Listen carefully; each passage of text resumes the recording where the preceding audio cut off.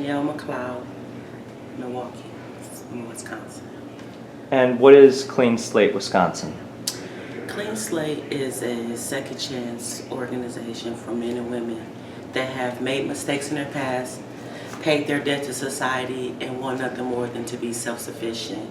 We focus in on expungement of those records to promote equal access and opportunity for those people to have a better shot at personal advancement. And specifically when we talk about Milwaukee, what would you say are some of the biggest economic problems for people in Milwaukee?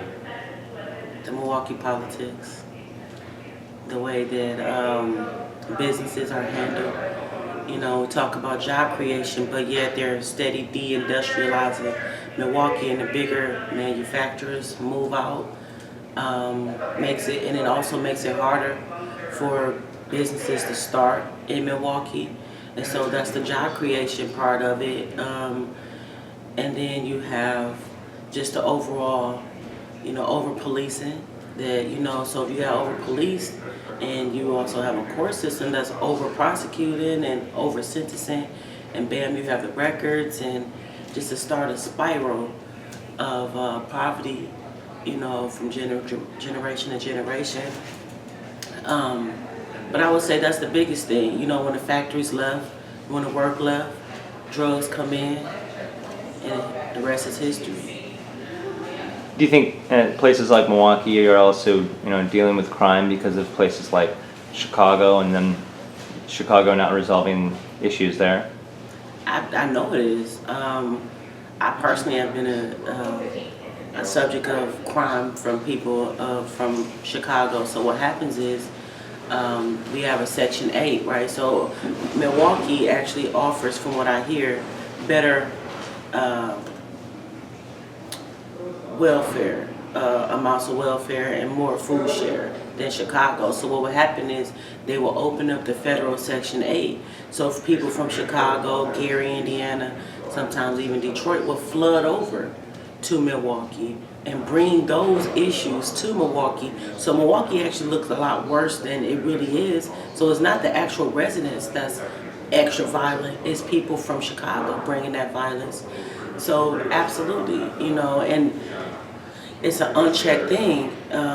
Housing is a major issue. So when you dry up and deprivate an entire community, and I'm talking about almost zip codes at a time, you can see a clear distinction and then we're also segregated. It's segregated, like crazy. So you can see the clear distinction from the north side and the south side, the economic, concentration and development from the east side to the west side, and then this middle, the inner city, is always left out.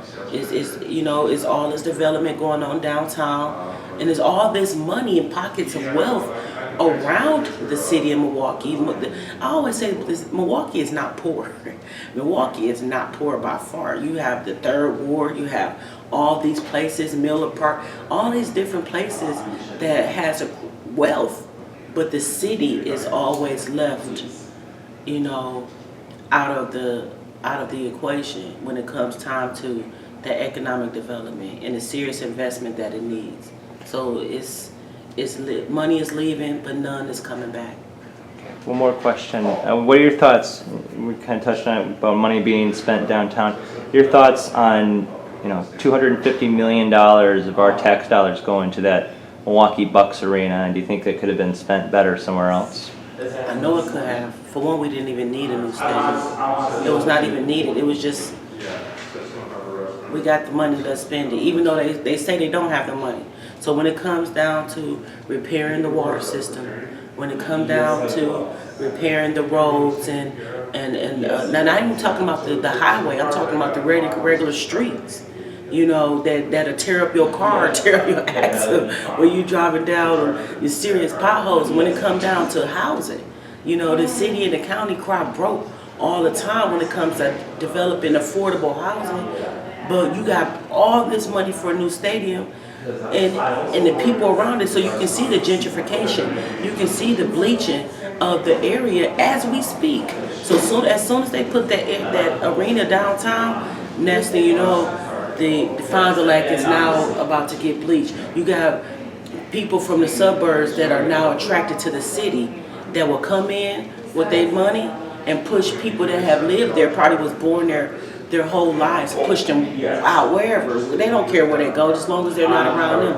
God forbid they want to live around the poor people, even though they came into the poor people's area. So yeah, I've always been against that new stadium. But you know what? If you see the trends in other cities, you will see this is nothing new. This exact same thing happened in Chicago. When they put that new stadium there, they pushed the people in the projects out of it. Just completely